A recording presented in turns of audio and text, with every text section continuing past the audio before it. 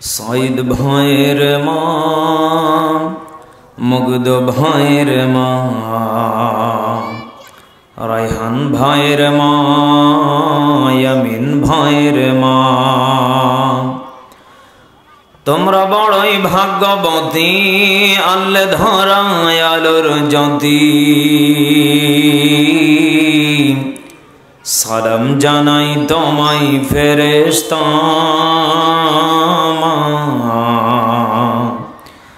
সালাম জানাই তোমায় ফেরেশতা।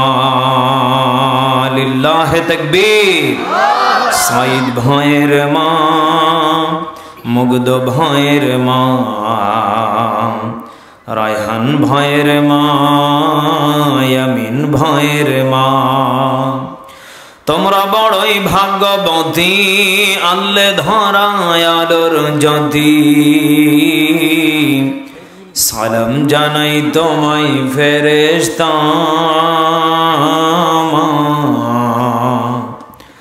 সালাম জানাই তোমায় ফেরেশতা। কলিজার টুকরা প্রাণ প্রিয় বাবাজিরা,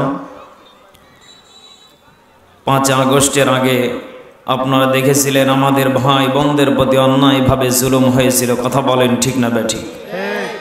আমরা মনে করি 5 আগস্টের পরে আমরা যতটুকু শান্তিতে আছি এর চাইতে অশান্তি কিছু মানুষ আবারও সৃষ্টি করেছেন। কথা বলেন ঠিক না বেঠিক? আমি ওই সমস্ত শ্রেণীর মানুষদেরকে বলবো, ভাই একটু আগেই বলে গেল মিথ্যা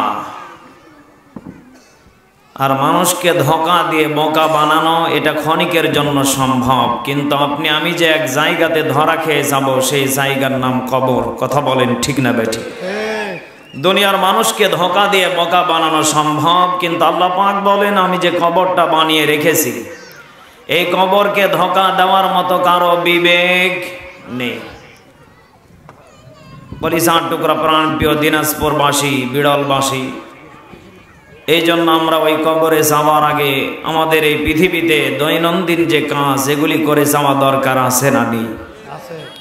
আপনারা ইতিমধ্যে সোশ্যাল মিডিয়াতে দেখেছেন, আসলে বড় দুঃখ লাগে, ডক্টর মিজানুর রহমান আজাহারি ভাই আছে না নেই? ওনার জনপ্রিয়তা মনে হয় আপনাদের এলাকাতে আনলে জায়গা দিতে পারবেন। আল্লাহ পাক ওনাকে এত সম্মানী করেছেন, ওনাকে নিয়ে কিছু সুন্নি নামক বিরিয়ানি খাওয়া কিছু মুসলমান বলে ওরা দাবি করে। ওরা বলতেছে যে মিজানুর রহমান আজহারির যে কল্লাকে যে দুখণ্ডিত করে দিতে পারবে বা কল্লাকে এনে দিতে পারবে তাকে 10 লাখ টাকা পুরস্কার দেওয়া হবে। জোরে কর নাউজুবিল্লাহ। লোকটির নাম, এই ভণ্ডর নাম হচ্ছে সাদিকুর রহমান। কি সাদিকুর রহমান? এই শয়তানটাকে ইচ্ছা মতো পিটানো দরকার। চিল্লা বলেন ঠিক না বেঠিক? আমরা বাংলার জমিন থেকে আজকে দিনাজপুরের মাটি থেকে আমরা 24 ঘন্টার আলটিমেটাম দিলাম, ওকে দুখণ্ডিত করা দরকার আছে না নেই? বাংলার জমিনে মুসলমান আপনারা দেখেছিলেন, যারা সত্যকে সত্য প্রচার করেছে তারা সামনের দিকে এগিয়ে গিয়েছে, যারা মিথ্যাকে মিথ্যা প্রচার করেছে তারা ধ্বংস হয়ে গিয়েছে। আপনারা অতীতেও দেখেছিলেন ফেরাউন ধ্বংস হয়েছে, আপনারা অতীতেও দেখেছিলেন নমরুদ ধ্বংস হয়েছে। বাংলার জমিনে কিছু ফেরাউন মার্কা টাইটেল নিয়ে যারা গদিতে বসেছিল তারাও ধ্বংস হয়েছে। আমি জানিয়ে দিতে চাই, দিনাজপুরের মাটি থেকে যারা মানুষের প্রতি হিংসা জুলুম করে মানুষকে ছোট করতে চাইবে, লাঞ্ছিত বঞ্চিত করে নিচু নামাইতে চাইবে, আজকে দিনাজপুরের মাটি সাক্ষী হয়ে থেকে গেল এই বাংলার জমিন থেকে মিথ্যা কোনদিন সামনে যেতে পারবে না। চিল্লায়া বলেন ঠিক না বেঠিক? মানুষকে ধোঁকা দিয়ে বোকা বানানো সম্ভব, কবরকে ধোঁকা দিয়ে বোকা বানানো যেমন সম্ভব নয়, আল্লাহ পাক বলেন আমি আল্লাহকেও ধোঁকা দিয়ে বোকা বানানো সম্ভব নয়। কথা বলেন ঠিক না বেঠিক? এই জন্য কলিজার টুকরা প্রাণ প্রিয় বাবাসিরা, যতক্ষণ বেঁচে থাকবো সিংহের মতো বেঁচে থাকবো, যতক্ষণ বেঁচে থাকবো ইসলাম ইমান নিয়ে বেঁচে থাকবো। চিৎকার মেরে বলেন ঠিক না বেঠিক? আমার ভাইয়েরা, আমার আব্বা জানেরা, আমরা মুসলমান বলে দাবি করি কিন্তু আমাদের ইমানের ভিতরে ভেজাল। চিল্লায় বলেন ঠিক না বেঠিক? আসলেই বলবো কি, আমাকে অনেক মানুষ জিজ্ঞাসা করে বসে, হুজুর এই হুজুর বলে এটা, আর এক হুজুর বলে আর একটা, এ মানবো কি আর করবো কি? আমরা নিজেরাই টেনশনে আছি আর চিন্তাতে আছি। কথা সত্য না মিথ্যা? কলিজার টুকরা বাবাজিরা, আজকে আমরা আলোচনা শুনবো আমাদের জীবনে। এখানে যারা বসে আছি বলেন তো দেখি, আমাদের জীবনে কারো গুনাহ মনে হয় নেই? আছে? দিনাজপুরে মানুষ আবার গোনা করে করে করে না। আমি যতটুকু জানতে পেরেছি আজকে ওইখানে যে আল্লাহর অলিগুলি বসে আছে সব নেকির আশায় বসে আছে নাকি? তাহলে বোঝা গেল দিনাজপুরের মানুষ না, সারা বাংলাদেশে না, সারা পৃথিবীর মানুষ আল্লাহ যাকে হায়াত দিয়েছেন প্রত্যেকটা মানুষ আমরা ক্ষতিগ্রস্তের ভিতরে আছি, গুনাহের ভিতরে আছি। চিল্লায়া বলেন ঠিক না বেঠিক? এই জন্য কলিজার টুকরা প্রাণ প্রিয় বাবাজিরা, এই গুনাহ থেকে সব থেকে ফিরে যাওয়ার এক নাম্বার মাধ্যম পদ্ধতি হলো তওবা করা। কি করা? আরো জোরে বলেন, তওবা করা। আমরা সকলে আজকের মাহফিল থেকে তওবা করে বাড়িতে যাব, আমল নিয়ে বাসাতে যাব ইনশাআল্লাহ। আল্লাহ রাব্বুল আলামিন বলেন, হে আমার বান্দা বান্দীরা, এই পৃথিবীর ময়দানে সব থেকে উত্তম ব্যক্তি হলো ওই ব্যক্তি যার চেহারার দিকে দেখলেই নূরে নূরান্বিত হয়ে যায়। যে ব্যক্তির চেহারাটা থেকে নূর ঝলতে থাকে ওই ব্যক্তির এক নম্বর আমল হলো ও দিনে রাতে আল্লাহর কাছে যতবার গুনাহ করুক না কেন ও সব থেকে বেশি তওবা করাকে পছন্দ করে। চিৎকার মেরে বলেন আল্লাহু আকবার। কলিজার টুকরা বাবাজিরা, আল্লাহর নবীজি বলেন ওই ব্যক্তি সব থেকে উত্তম চরিত্রবান যে তওবাকে পছন্দ করে। কথা বলেন না কেন? যে মানুষের কাছে নিজেকে ছোট হতে ভালোবাসে। আল্লাহর নবীজি বলেন ওই ব্যক্তিকে আল্লাহ রাব্বুল আলামিন এই পবিত্র কোরআনুল কারীমের ভিতর থেকে সব থেকে দামি একটা অফার দিয়ে দিলেন। ও কি বলবো? আল্লাহ রাব্বুল আলামিন বলেন এই কোরআনুল কারীমের ভিতরে সব থেকে আমি আল্লাহ একটা সূরা নাজিল করেছি, দামি সূরা, যে সূরাটা প্রত্যেকটা দিন দৈনন্দিন আপনি আমি পড়ে থাকি। যেই সূরা না পড়লে নামাজ হবে না, সেই সূরার নাম কি? আরো জোরে বলেন। কোন ব্যক্তি যদি বলে না প্রতিদিন পড়ি, আজকে পড়বো না, নামাজ হবে? বলেন বলেন। আল্লাহ পাক বলেন, হে আমার বান্দা বান্দীরা, এই সূরা ফাতিহার ভিতরে সব থেকে দামি মহামূল্যবান আমি আল্লাহ 7টা আয়াত নাজিল করেছি। কয়টা? আরো জোরে কয়টা? 7টা আয়াতকে আমি আল্লাহ নাজিল করেছি। প্রথমে আমি আল্লাহ আমার প্রশংসা দিয়ে শুরু করেছি। চিৎকার মেরে বলেন আল্লাহু আকবার।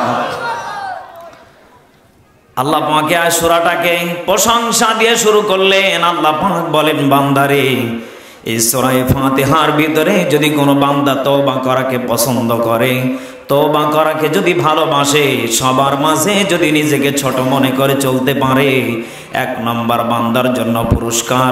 এই সূরা ফাতিহার ভিতরে 7টা আয়াত আল্লাহ নাজিল করেছেন। বলেন তো দেখি জাহান্নামের স্তর কয়টা? আরো জোরে বলেন কয়টা? আল্লাহ পাক বলেন এই 7টা আয়াতকে মেনে চলার কারণে, তওবাকে পছন্দ করার কারণে আমি আল্লাহ রাব্বুল আলামিন ওই ব্যক্তির জন্য জাহান্নামের 7টা স্তরকে বন্ধ করে দেব। চিৎকার মেরে বলেন সুবহানাল্লাহ। এখানে শিক্ষা হলো এটা, এক নাম্বার, তওবা করলে আল্লাহ ঈমানকে বৃদ্ধি করে দেয়। সুবহানাল্লাহ পড়েন। তওবা করলে সব থেকে দামি বানিয়ে দেন কে?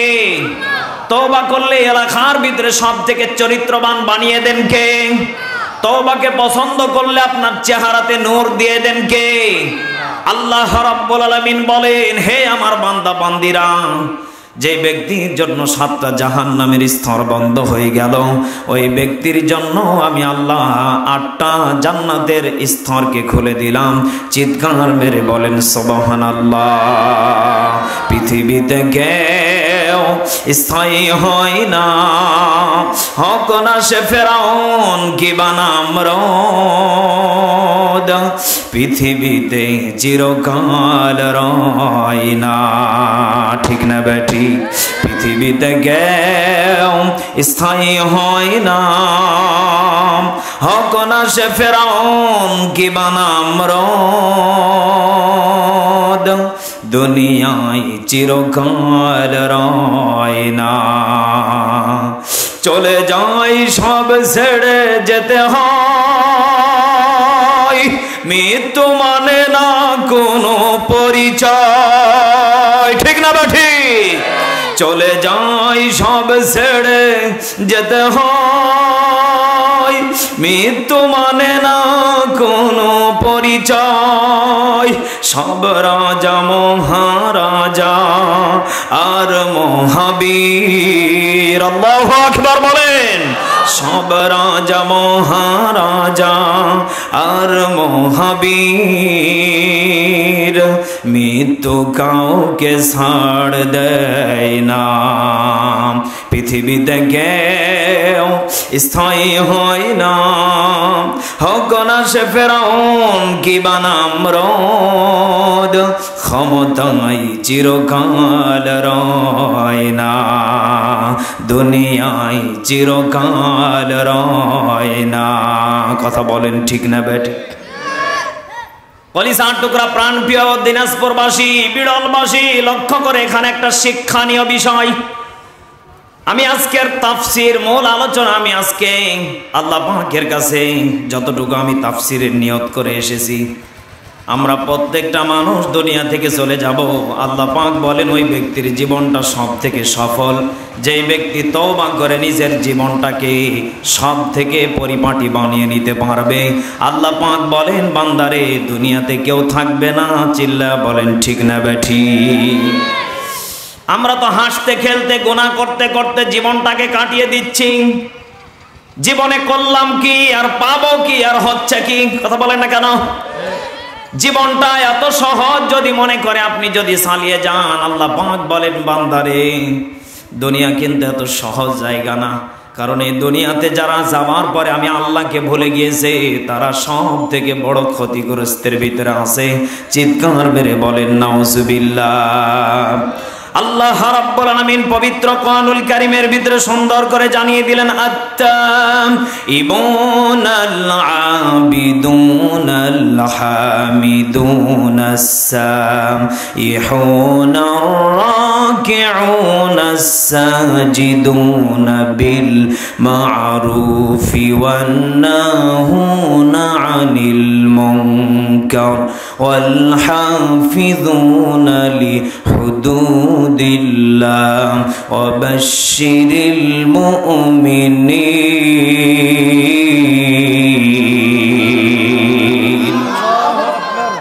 আল্লাহ রাব্বুল আলামিন বলেন হে আমার বান্দা বান্দিরা, আত-তাইবুনাল আবিদুন, সব থেকে আমি ওই ব্যক্তিকে ভালোবাসি যে তওবা করে ফিরে আসে কার কাছে? বলেন বলেন, আল্লাহর কাছে। যেই ব্যক্তি তওবা করে ফিরে আসে, আল্লাহ পাক বলেন ওই ব্যক্তিকে আমি আল্লাহ সব থেকে ভালোবাসি, সব থেকে মহব্বত করি। শুধু আমি আল্লাহ ভালোবাসি, মহব্বত করি না, এই পৃথিবীর ময়দানে যত আশরাফুল মাখলুকাত আছে সবাই তার জন্য দোয়া করতে থাকে। চিৎকার মেরে বলেন সুবহানাল্লাহ। কলিজার টুকরা প্রাণ প্রিয় দিনাজপুরবাসী, বিরলবাসী, যুবক ভাইয়েরা, বৃদ্ধ বাবাজিরা, বলেন তো দেখি জবান খুলে ইকরার বিল লিসান থেকে উচ্চ যে বলেন তো দেখি নবীর কোনো গুনাহ ছিল না? আল্লাহর নবীজির কোনো গুনাহ ছিল না। এরপর নামাজের পরে নবীজি জবান থেকে পড়তেন, সবাই বলেন, সালাম ফেরানোর পরে নবীজি পড়তেন আল্লাহু আকবার। এরপরে 3 বার পড়তেন আস্তাগফিরুল্লাহ। নবীজি তওবা করাকে পছন্দ করতেন, ইস্তেগফার পড়তেন। আল্লাহ রাব্বুল আলামিন জানিয়ে দিলেন ওয়া ইন্নী লাগাফফারুল লিমান তাবা ওয়া আমানা ওয়া আমিলা সালিহান সুম্মা ইহতাদা। জোরে বলেন আল্লাহু আকবার। আল্লাহ রাব্বুল আলামিন বলেন হে আমার বান্দা বান্দিরা, ওয়া ইন্নী লাগাফফারুল লিমান তাবা, আমি অবশ্যই ক্ষমাশীল। বলেন তো দেখি সব থেকে ক্ষমাশীল হলেন কে? বান্দা দুনিয়াতে যত বড়ই গুনাহ করুক না কেন, যত বড়ই পাপ কাজ করুক না কেন, বান্দা যদি একবার যদি সিজদায় পড়ে বলে সুবহানা রাব্বিয়াল আ'লা, আল্লাহ পাক বলেন আমি সঙ্গে সঙ্গে বান্দা তওবাকে পছন্দ করে ওর জীবনের প্রত্যেকটা গুনাহকে ক্ষমা করে আমি আল্লাহ মাসুম বান্দা বানিয়ে দেই। চিৎকার মেরে বলেন সুবহানাল্লাহ। আল্লাহ পাক বলেন লিমান তাবা, আমি আল্লাহকে পছন্দ করি লিমান তাবা, যারা তওবা করে। কি করে বলেন তো দেখি? আল্লাহ পাক বলেন লিমান তাবা, যারা তওবা করে। এরপরে আল্লাহ পাক বলেন ওয়া আমানা, যারা ঈমান এনেছে। আল্লাহ পাক বলতে পারতেন যারা তওবাকে পছন্দ করে না, গুনাহ করেছে, সমস্যা কি, ও চালিয়ে যাক। আল্লাহ এমন তো বলতে পারতেন নাকি? আল্লাহ পাক কিন্তু এখানে বলেছে যারা গুনাহ করে ফেলেছে সমস্যা নেই, মাফ চাও, মাফ করে দেব। সুবহানাল্লাহ।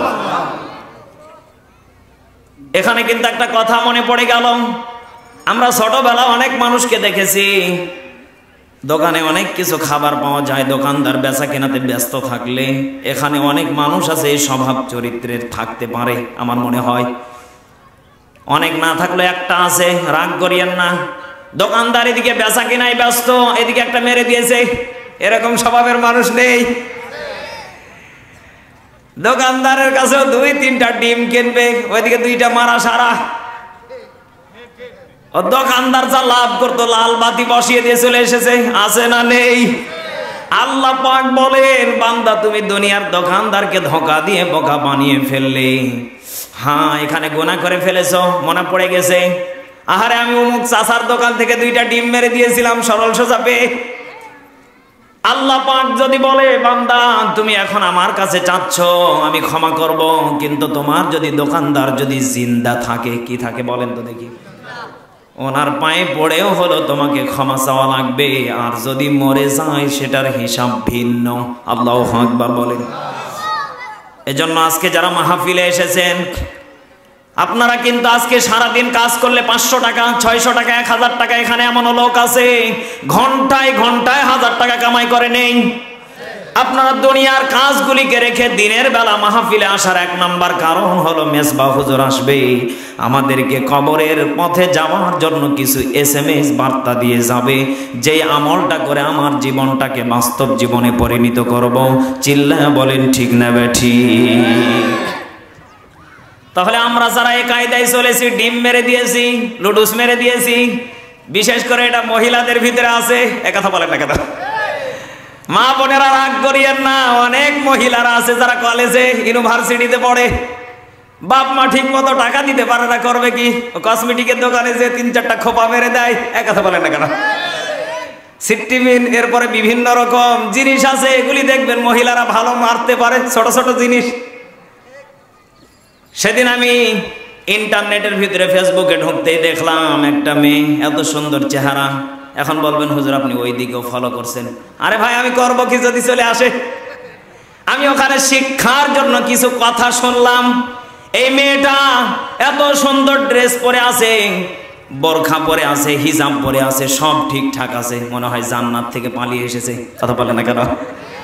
কিন্তু মেয়েটা যে কাম করলো ও কি বলার মতো? ও স্বর্ণের দোকানে ঢোকার পরে স্বর্ণের দোকানদারকে 5 থেকে 7টা চেন দেখেছে, দেখার পরে একটা হিজাবের ভিতর দিয়ে মুখের ভিতরে ঢুকে লুক করে আছে। এখন বলেন তো দেখি বোরখার ইজ্জত থাকলো? কথা বলেন না কেন? এত সুন্দর একটা মহিলাকে ওই পুরুষগুলি সিসি ক্যামেরায় দেখেছে, ওর মুখটা খুলতে বাধ্য করলো। জোরে কর নাউজুবিল্লাহ। এজন্য আমার মা বোনদেরকে আমি বলতে চাই, যারা এই স্বভাব চরিত্র নিয়ে যারা চলাফেরা করেন, আল্লাহ পাক বলেন বান্দারে দুনিয়ার লোভ লালসা তোমাকে দুনিয়া শিক্ষা দিতে পারে, কিন্তু কবর বড় ডেঞ্জারাস জায়গা, কবর বড় ভয়ানক জায়গা, ওখানে লোভ লালসা চলবে না। টার্গেট হলো তোমাকে 1 নম্বর ঈমান নিয়ে যাওয়া লাগবে। চিৎকার মেরে বলেন ঠিক না বেঠিক? ঈমানের পথে অবিচল থেকে আমার মরণ যেন হয়, কোরআনের পথে অবিচল থেকে আমার মরণ যেন হয়। তোমারই কাছে মিনতি আমার, তোমারই কাছে মিনতি আমার, হে রহিম দয়াময়। ঈমানের পথে অবিচল থেকে আমার মরণ যেন হয়। জোরে বলেন আমিন। আপনাদের মনে হয় কষ্ট হচ্ছে? এই যে উঠে উঠে দেখছেন, এই যে উঠে গেল। এ ভাইরাস যদি থাকে তাহলে আমার খুব কষ্ট লাগে। আরে বাবা, আর 1 ঘন্টাও তো থাকবো না, 20 মিনিট সর্বোচ্চ থাকেন, সমস্যা কি? না শেষ করে দেব? তাহলে যারা উঠবে ওদেরকে টাইনে বসাবেন, পারবেন তো ইনশাআল্লাহ? আপনারা কি মনোযোগ আছে? বলবো বলবো, চলবে কিছুক্ষণ? ওই দেখেন আর একজন উঠছে। একই 1 নম্বরে চাপ দিয়েছে নাকি গো চাচা? এরকম যদি থাকে তাহলে তো সমস্যা। লিল্লাহে তাকবীর, লিল্লাহে তাকবীর। কলিজার টুকরা বাবাজিরা, তাহলে যেই কথা বলতে চাচ্ছিলাম, আল্লাহ পাক বলে লিমান তাবা, যারা তওবা করেছে, ওয়া আমানা, যারা ঈমান আনার পরে, সালিহিন, যারা সালিহিনদের পথে চলেছে, সুম্মা তাদা, এবং অতঃপর ওর উপরে টিকে থেকেছে। আল্লাহ পাক বলেন, বান্দারে আমি আল্লাহ রাব্বুল আলামিন ওই বান্দার প্রত্যেকটা কাজকর্মকে কবুল করে নেব। চিৎকার মেরে বলেন সুবহানাল্লাহ। কলিজার টুকরা বাবাজিরা, হযরত ওমর খলিফাতুল মুসলিমিন একদিন রাস্তা দিয়ে হেঁটে যাচ্ছিলেন। খুব খেয়াল করেন, শিক্ষার জন্য আমি বলতেছি। খলিফাতুল মুসলিমিন রাত্রিবেলা কিছু সাহাবীদেরকে নিয়ে হেঁটে যাচ্ছিলেন। হঠাৎ করে খলিফাতুল মুসলিমিন জিজ্ঞাসা করে বসলেন, আচ্ছা বলো তো দেখি, কোরআনুল কারীমের ভিতরে সব থেকে আশ্চর্যমূলক আয়াত কোনটা? কঠিন, ভয়ঙ্কর? একজন সাহাবী জিজ্ঞাসার উত্তর সঙ্গে সঙ্গে দিয়ে ফেললেন, ফামাইয়ামাল মিসকাল দাররাতিন খায়রান ইয়ারা ওয়া মাইয়ামাল মিসকাল দাররাতিন শাররান ইয়ারা। জোরে বলেন আল্লাহু আকবার। সাহাবায়ে কেরাম এবার উত্তর দিচ্ছেন, খলিফাতুল মুসলিমিন, সব থেকে ভয়ঙ্কর কোরআনুল কারীমের ভিতরে আয়াত হচ্ছে এইটা। কেমনে বলো, উত্তর দাও।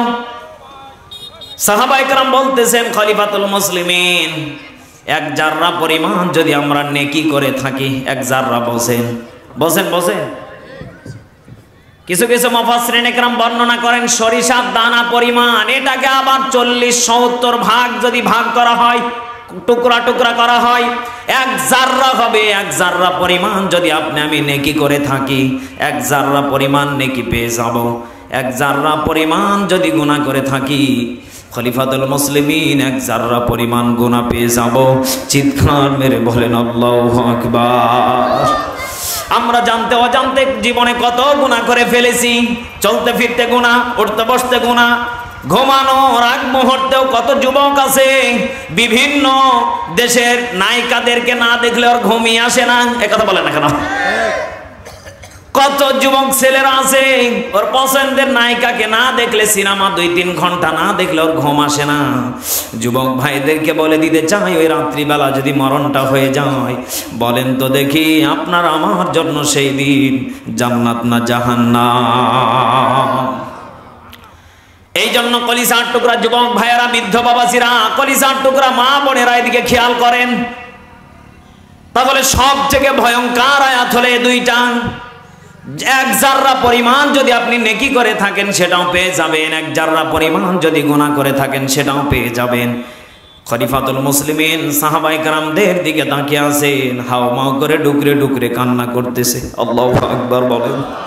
খলিফাতুল মুসলিমিন বললেন, কি ব্যাপার, কান্না করো কেন?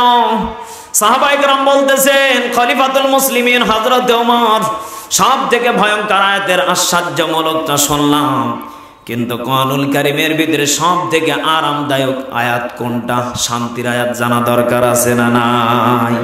আল্লাহ রাব্বুল আলামিন জানিয়ে দিলেন, কুল ইয়া ইবাদিয়াল্লাযীনা আসরাফু আলা আনফুসিহিম লা তাকনাতু মির রাহমাতিল্লাহ।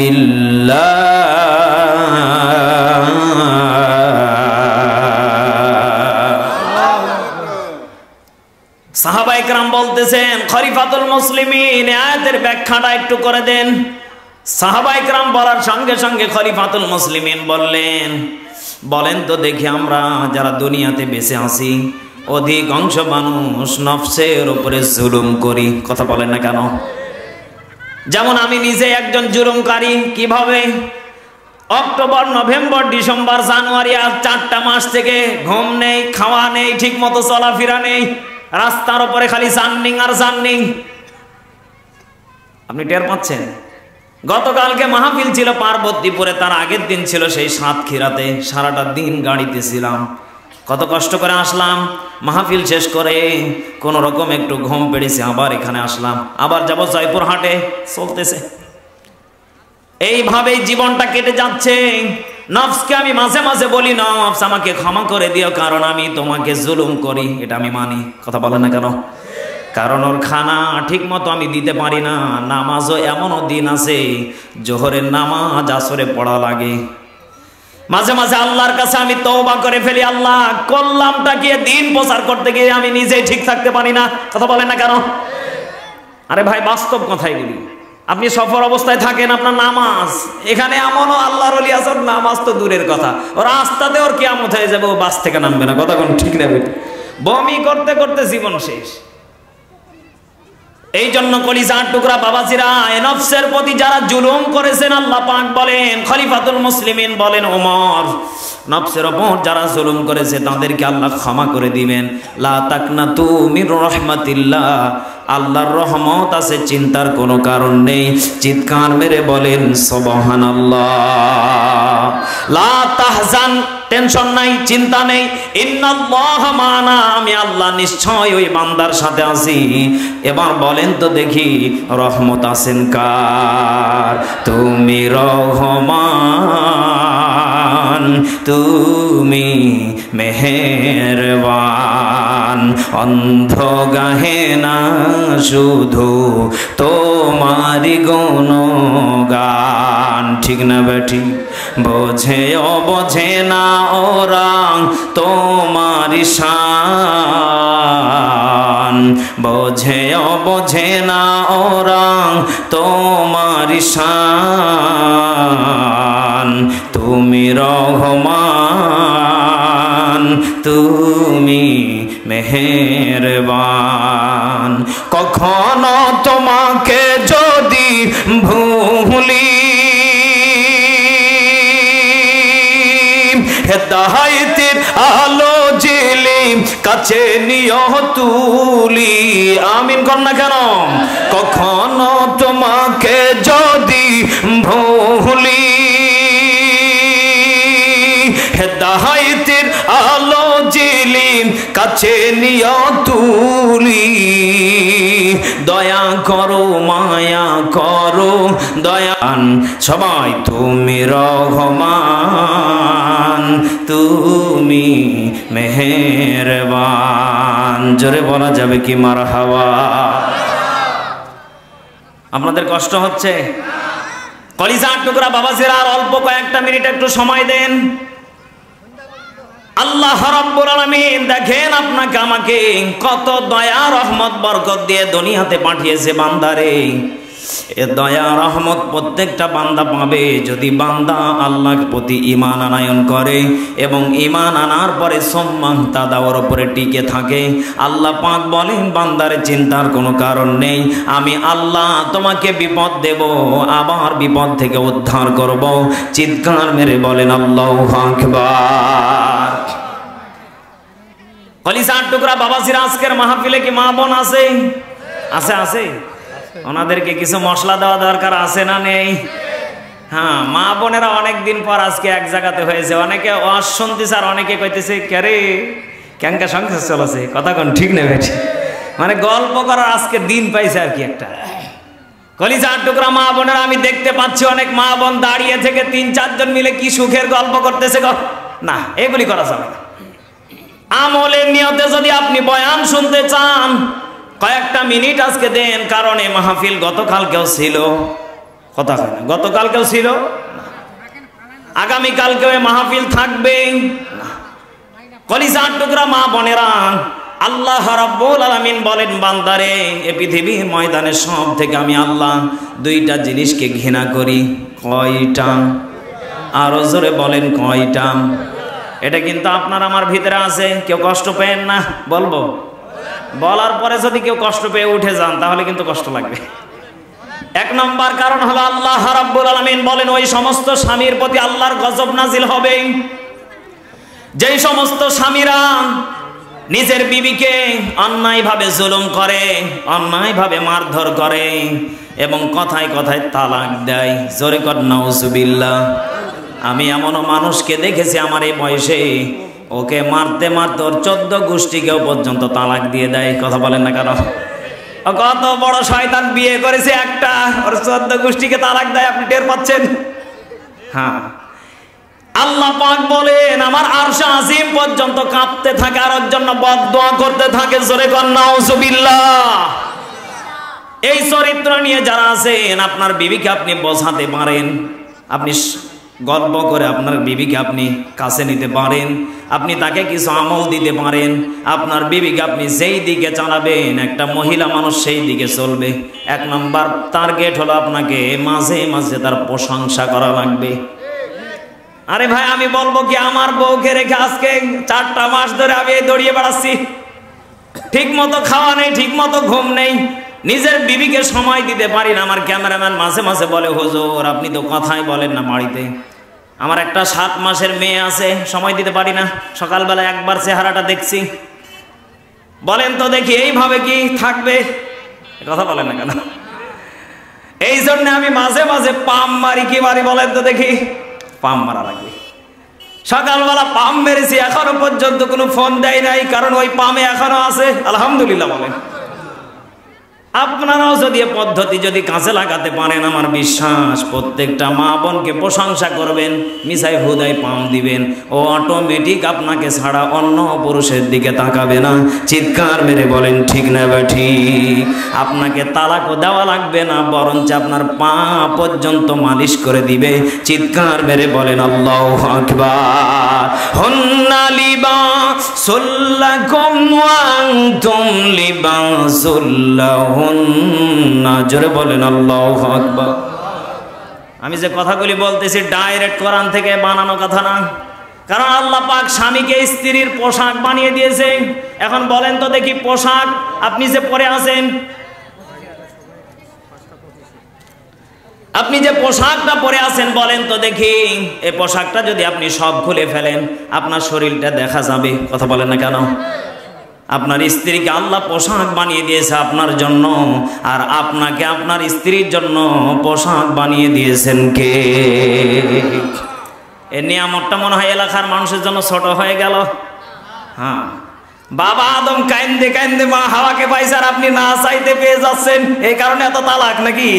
হ্যাঁ, আমি সবই বুঝি, কারণ আমিও তো ম্যারিড একজন। না, এগুলি করা যাবে না। এগুলি করলে আল্লাহ পাকের আরশ আজিম কাঁপতে থাকে। জোরে কোন নাউজুবিল্লাহ। আর একটা আছে কলিজার টুকরা বাবাজিরা, আমলটা পরে বলতেছি, আমরা একটু জিকির করি লা ইলাহা, মোহাব্বতের খাতিরে লা ইলাহা, জোরে লা ইলাহা ইল্লাল্লাহ, জোরে লা ইলাহা